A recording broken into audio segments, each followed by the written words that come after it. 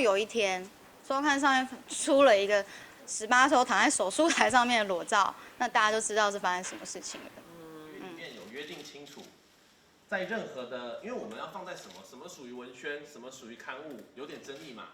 所以合约当初是有约定说，如果我们要放广告上去的话，要经过当事人同意，有这2个很重要的点啊。那现在媒体上面你们看到的那个看板，它这2点其实都是没有遵守的所以我们认为是违约使用。既然是违约使用，这一件就跟过河拆桥一点关系也没有。我们不是事后反悔。合约其他非常不合理的地方，有什么不合理的地方？我就举个例子，那个时候郑小姐甚至还没有成年，对不对？郑小姐那个时候还没有成年那可能是她人生的前几张合约而已这个医美诊所总不可能说她是第一天签合约了吧？可是她明明都知道这件事情，她还是让郑小姐签下这么不平等、不公平的合约。那郑小姐事后的确也是就大部分的地方都是有依约履行。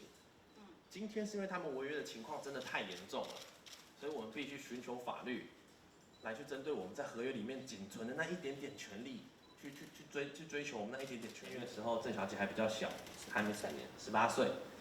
那依照那个时候的法律的话，应该是要父母同意的。那我刚刚有提到说，这间诊所它不可能是第一次签约，郑小姐可能不懂，诊所不可能不懂。那他还跟他签下这么不平等的合约，有监护人，对，有监护人的签名吗？没有，都没有。那他有问你吗？他有问你说你有获得爸妈同意，要询问吗？做一些记录都没有任何问了。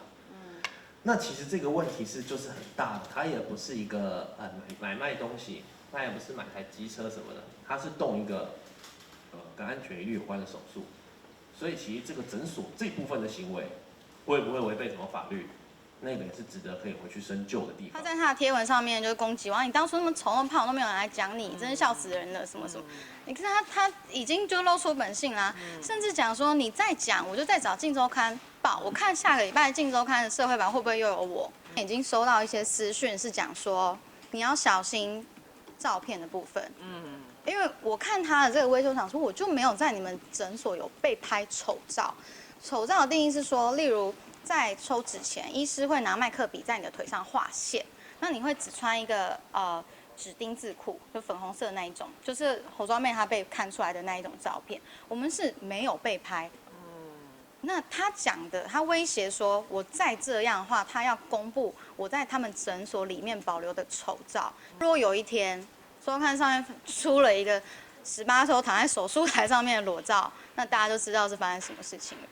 告过任何一个酸民那个他们告一些很瞎的东西。我出道8年没有告过任何一个一般民众就是我们不是那么爱跑法院的人应该这样讲。如果我要靠告酸民为生，我应该比那个王瑞德是不是？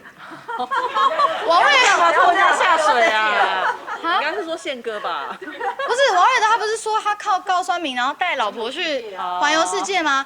我跟你讲，我如果靠告酸民，我连一间地堡都拿得到。你有话想说却苦无发声的管道吗？你对事情有不同的见解却无人倾诉吗？年轻学子们站出来说出你们的想法，让我们听听年轻人的心声。闹辩风下，强力征求学生辨识，只要你敢说，我们就敢要。赶紧拍摄影片，然后发送到我们以下的信箱，就会有专人跟你联系。还有，别忘了订阅我们闹辩风向的 YT 频道，按赞，开启小铃铛，就不会错过我们精彩的辩论哦。各位朋友，闹辩风向，敢嘴就来辩。